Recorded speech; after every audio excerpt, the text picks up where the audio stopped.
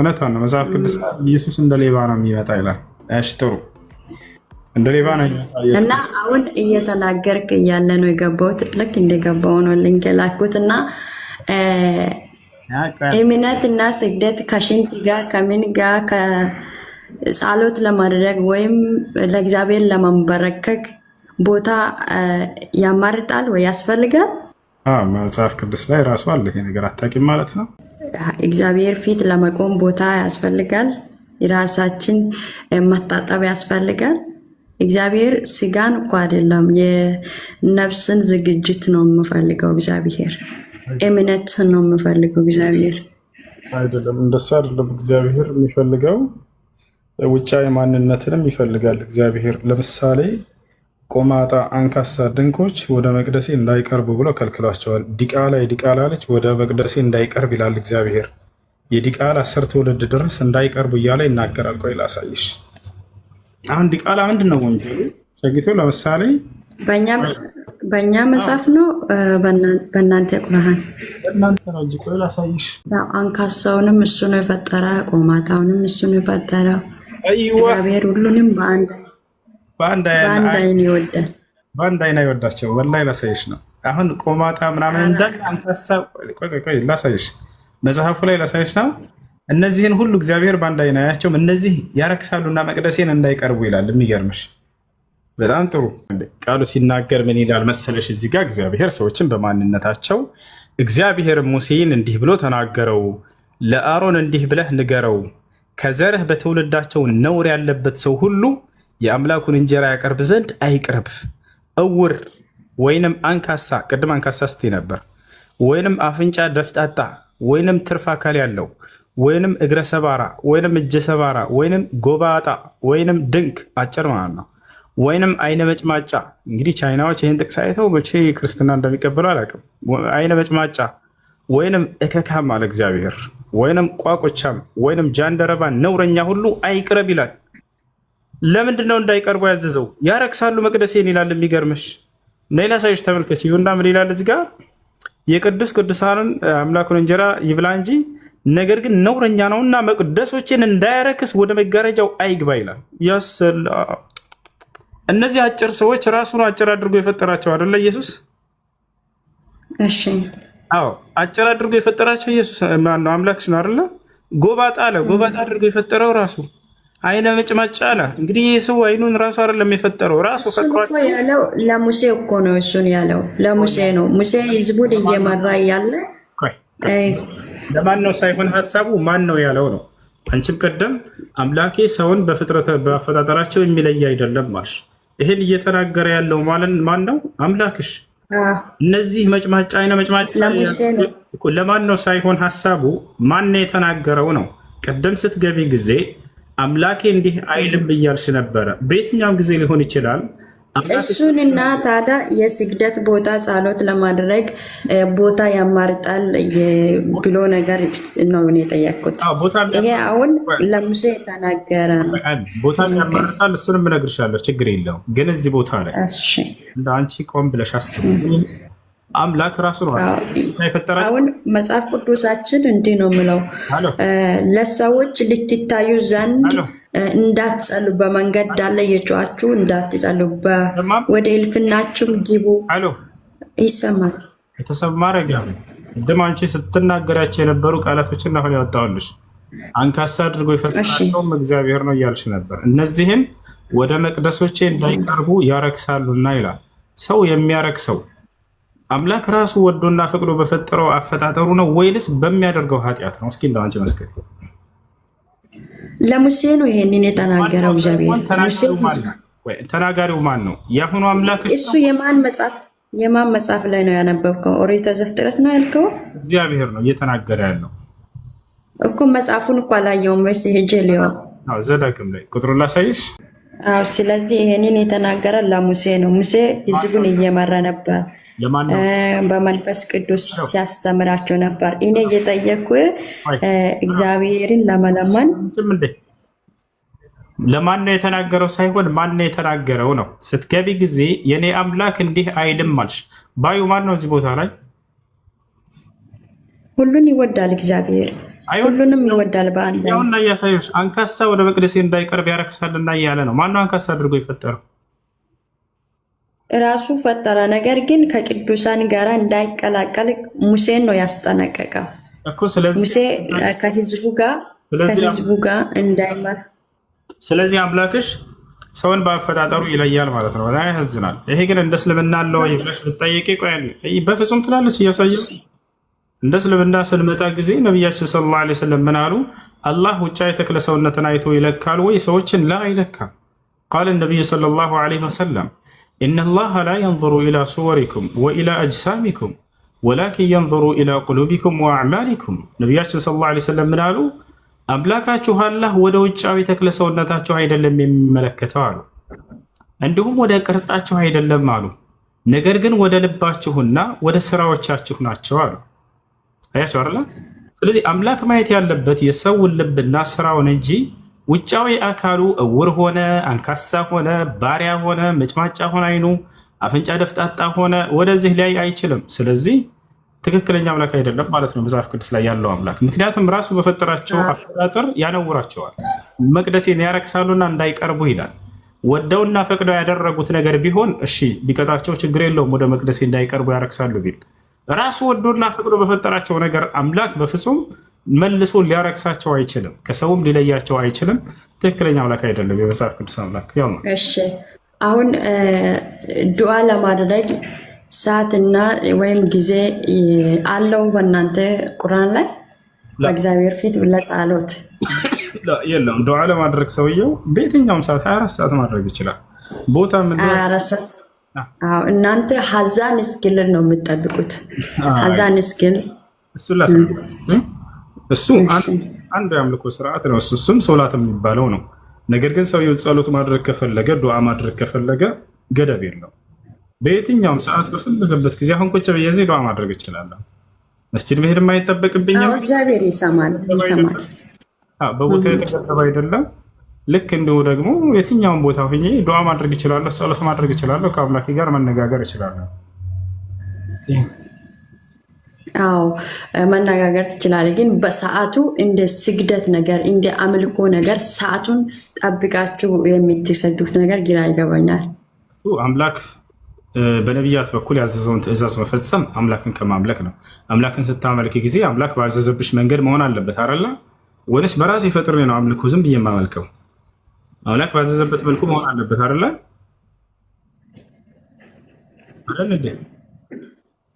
አምላክ በሰዓት አምልኮ አላለም። ጊዜ የለውም እግዚአብሔርን ለማመስገን እና በእግዚአብሔር ፊት በጸሎት ለማቆም። አንዴ ስለ ጸሎት አይደለም አሁን እያወራን ያለ ነው። ስለነዚህ ስለ አምላክ የአምላክ ትእዛዝን አስመልክቶ ነው። አምላክን ማምለክ ማለት አምላክ በላከልሽ ነብይ በኩል በሚያዝሽ ትእዛዝ መተግበር ማለት ነው። በዚህ ተስማምተናል ወይንስ አልተስማማሽም? ይሄ መሰረት አልተስማማውም። እግዚአብሔርን ለመለመን ጊዜ የለውም እና ቆሻሃል። ጊዜ ያለው የለውም ሳይሆን ጥያቄው አዳምጭ፣ ጥያቄው ነው። አማርኛ ትችላለሽ አይደለ? አምላክን አምልኮ ማለት ነው ትርጉሙ። አምልኮ እግዚአብሔርን ማመስገን ከፍ ማድረግ ነው። እሱን ማመስገን ነው። በምን መልኩ? በምን መልኩ? እግዚአብሔርን ለማመስገን መልክ አለው እንዴ? ስለ መልክ አይደለም ጥያቄ። በምን መንገድ? በሁሉ መንገድ ነው እግዚአብሔር የሚመሰገነው። ይኸውልሽ አምላክን ማምለክ ማለት አምልኮ ማለት አምላክ በአንቺ በኩል በላከልሽ ነብይ በኩል የሚያዘሽን ትእዛዛት መፈጸም ማለት ነው። አምላክ ከአንቺ የሚፈልገውን የአምልኮ ስርዓቶች ነቢያቶች ናቸው የሚያስተምሩሽ። በዚህ መልኩ በዚህ ሰዓት ሰዎች እንዲህ አይነት አምልኮ ስሩ ብሎ ወይም እንዲህ አይነት አምልኮ ይስሩ ብሎ ሊያዝ ይችላል። ገብቶሻል አይደለ? አምልኮ ብሎ ማለት አምላክ በአንቺ በኩል በላከልሽ ነብይ በኩል የሚያዝሽን ትእዛዛት መፈጸም፣ ይሄ አምልኮ ይባላል። ገብቶሻል አይደለ? ስለዚህ ይህ ነው። ስለዚህ በቦታ የተገደበ አይደለም። አምላኬን ለማምለክ ያልሽው ስህተት ነው። መጽሐፍ ቅዱስ ላይ አዲስ ኪዳን ላሳይሻለሁ። ሴትዮዋ መታ ኢየሱስ ክርስቶስን እንደሚት አድርግ ስትጨርስ በቦታ የተገደበ እንደሆነ የስግደት ቦታ ስግደት በተገደበ ቦታ ነው የምትሰግደው። መጽሐፍ ቅዱስ ላይ መጣችና ሴትዮዋ ኢየሱስን አንተ ነብይ እንደሆንክ ያለው አለችው። አይ ተሳስተሻል፣ እኔ አምላክ ነኝ አላላትም። አይ ተሳስተሻል፣ እኔ ፍጹም ሰው ፍጹም አምላክ ነኝ አላላትም። ነብይነቱን አምነ ተቀበለ። አንተ ነብይ እንደሆንክ ያለው አለችው። ከዛ ጥያቄዋን ጠየቀች። አባቶቻችን በዚህ ተራራ ሰገዱ አለችው። እናንተ ደግሞ አለችው ኢየሱስ ክርስቶስን በኢየሩሳሌም ካልሆነ ስግደት አይቻልም ትሉና አላችሁ አለችው። አሃ ኢየሩሳሌም የት ነው? የት ነው ኢየሱስ? አንድ ቤት ሸናሽ በኢየሩሳሌም ካልሆነ ስግደት አይቻልም ትሉና አላችሁ አለችው። ኢየሩሳሌም የት ነው? ኢየሩሳሌም እኛ ያለንበት የቆመንበት ነው። ኢየሩሳሌም ታዲያ የት ነው ኢየሩሳሌም? ኢየሩሳሌም እኔ ያለሁበት የትም የእግዚአብሔር መቅደስ ነው። ማን ነው እንደዚህ ብሎ ተረጎመ? ማን ነው እንደዚህ ብሎ? መንፈስ ቅዱስ ነው የምናገረው። እንግዲህ አንተ ሰው በተናገረ ነው እንደ የምትመሰክረው። ያሳይ መጽሐፍ ቅዱስ ላይ ችግር የለውም። መጽሐፍ ቅዱስ ላይ ኢየሩሳሌም ማለት ማንኛውም ሰው ያለበት ቦታ ነው የሚለው የቱ ጋር ነው የሚያገኘው? መጽሐፍ ቅዱስ ላይ የሰው ትርጉም ችግር የለውም። ያሳይ እሺ ማለት ነው ከሚለው ጀምሬ ልንገርሽ ባጭሩ። ኢስላም ብሎ ማለት አንድና ብቸኛ ለሆነው አምላክ ታዛዥ መሆን፣ እርሱም በብቸኝነት መገዛት ማለት ነው። በእርሱ ላይ ቅንጣት ሳታጋሩ አልኢስቲስላሙ ሊላህ ወልኢንቅያዱ ለሁ ቢጣዓ ወልኹሉስ ሚነ ሽርክ ወልበራአቱ ሚን አህሊህ። ይሄ ነው ኢስላም ብሎ ማለት። ለዚህ ነው አብርሃምን መጀመሪያ ሲያናገረው ኢዝ ቃለ ለሁ ረቡሁ አስሊም ይላል። አብርሃም ሆይ ለእኔ ታዛዥ ሁን አልኩት አለ። ቃለ አስለምቱ ሊረቢል ዓለሚን፣ እነሆ ለአንተ ለዓለማቱ ጌታ ለአላህ ብቻ ታዛዥ ሁኛለሁኝ አለ። هذا هو الإسلام። ከዚያ ቀጥሎ ምን አለ? ወወሳ ቢሃ ኢብራሂሙ በኒህ፣ ይችንም ምስልምናን አብርሃም ለልጆቹ ተናዘዛት ይላል። ወያዕቁብ ያ በኒየ ኢነላህ አስጠፋ ለኩም ዲነ ፈላ ተሙቱነ ኢላ ወአንቱም ሙስሊሙን። ያዕቁብም ለልጆቹ ምን አላቸው? ልጆቼ ሆይ እነሆ አምላካችሁ አላህ አንድ ሃይማኖትን እስልምናን ብቻ መርጦላችኋል፣ አደራ ልጆቼ ሙስሊሞች ሆናችሁ እንጂ አትሞቱ አላቸው ይላል። ከዚያም ልጆቹ ወረድ ብሎ እዚያው እኛ ሙስሊሞች ነን ብሎ ሲናገሩ እናያለን። የዮሴፍ ከልጆቹ መካከል ከያዕቆብ ልጆች መካከል ተወፈኒ ሙስሊመን ወአልሒቅኒ ቢሷሊሒን አለ። አደራ አምላክ አላህ ሙስሊም አድርገህ ግደለኝ ብሎ ተናገረ ይላል። ኢስሐቅ፣ ያዕቆብ ሁላቸውም በዚህ መንገድ ነበሩ እና ኢስላም ብሎ ማለት ይህ ነው። አምላክ በነቢያት በኩል የደነገገው ብቸኛው መለኮታዊ ሃይማኖት እንደሆነ ይነግረናል። ሸርዐ ለኩም ሚነ ዲን ማ ወሳ ቢሂ ኑሐን ወለዚ አውሐይና ኢለይከ ወማ ወሰይና ቢሂ ኢብራሂመ ወሙሳ ወዒሳ ይላል። እነሆ ይህን እስልምናን ሃይማኖት እኔ የደነገግኩላችሁ ይላል አምላክ። ከዚህ በፊት ኖህን፣ አብርሃምን፣ ሙሴን፣ መሲሁን ደንግጌላቸው የነበረውን ሃይማኖት ራሱን እያለ ይናገራል። በሌላ ቦታ ላይ ወረዲቱ ለኩም ልኢስላመ ዲና ይላል አምላክ ራሱ ምን አለ? እኔ እስልምናን ሃይማኖት ብቻ ነው የወደድኩላቸው እያለ ይናገራል። በሌላ ቦታ ላይ እነ ዲነ ዒንደ ላህ ልእስላም ይላል። ከእኔ ከአምላካቸው ዘንድ ቀጥተኛው ሃይማኖት እስልምና ብቻ ነው ይላል። ታዲያ እስልምናን አምላክ እንደደነገገው ነቢያቶች እንደኖሩበትና እንደሰበኩት ከተረዳን የእስልምና መሰረቶች አሉት ወይ ወደሚለው እንምጣ። አዎ ነቢያችን ሰለላሁ ዐለይሂ ወሰለም ሲናገሩ ምን አሉ? ቡንየ ልእስላሙ ዐላ ኸምስ ሸሃደት አን ላ ኢላሃ ኢለላህ ወአነ ሙሐመድን ረሱሉላህ ወኢቃም ሰላህ ወኢታእ ዘካህ ወሰውም ረመዳን ወሐጅ በይት ላህ ልሐራም መን ስተጣዐ ኢለይህ ሰቢላ አሉ። ምን አሉ ነቢዩ ሙሐመድ ሰለላሁ ዐለይሂ ወሰለም? እስልምና ሃይማኖት በአምስት ዋና ዋና መሰረቶች ላይ የተመሰረተ መለኮታዊ ሃይማኖት ነው አሉ። የመጀመሪያው መሰረትና ትእዛዝ ምንድን ነው አሉ? የመጀመሪያው መሰረትና ትእዛዛት አምላክ አንድና ብቸኛ ነው፣ በእርሱ ላይ ቅንጣት ሌላ አጋር የለውም ብሎ ማመን ነው። አያችሁ፣ እስራኤል ሆይ ስማ፣ ጌታ አምላካችን አንድ አምላክ ነው፣ አለቀ በቃ።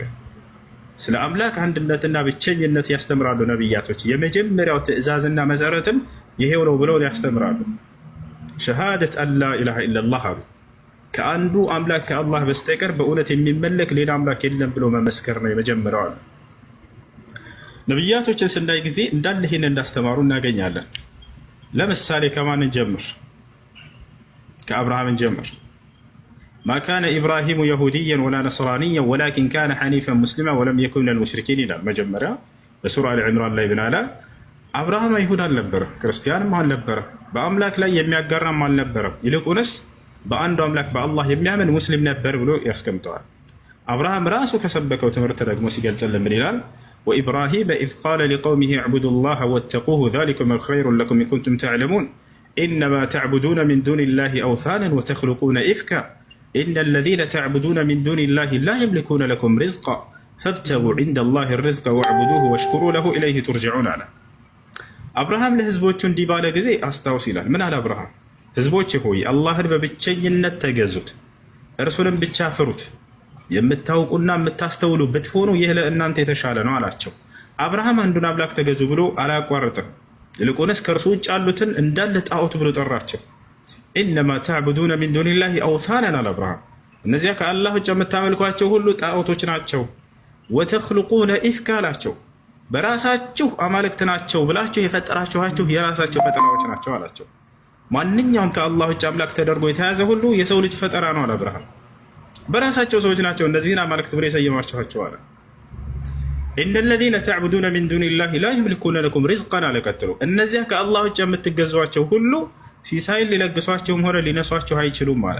ፈብተጉ ዒንደላሂ ሪዝቀ ወዕቡዱሁ ወሽኩሩ ለሁ ኢለይሂ ቱርጀዑን። ሲሳይን ከጌታችሁ ከአንዱ አምላክ ከአላህ ብቻ ፈልጉ አለ። እርሱንም ብቻ ተገዙት አለ። ስለዋለላችሁም ጸጋ እርሱንም ብቻ መስግኑት፣ በምትሞቱም ጊዜ ወደ እርሱ ነውና የምትመለሱት አላቸው ይላል። ቀጥሎ ሙሴ ልንጥቀስ። ሙሴ ምን አለ? ምን አስተማረ? ሙሴ ምን አለ?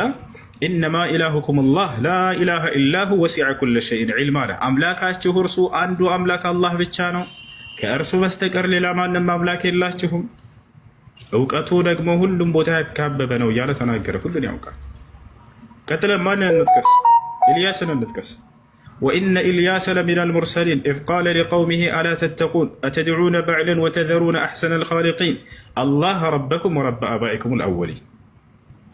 ኢልያስ ከመልእክተኞቼ ከነቢያቶቼ መካከል ነበር አለ አምላክ አላህ።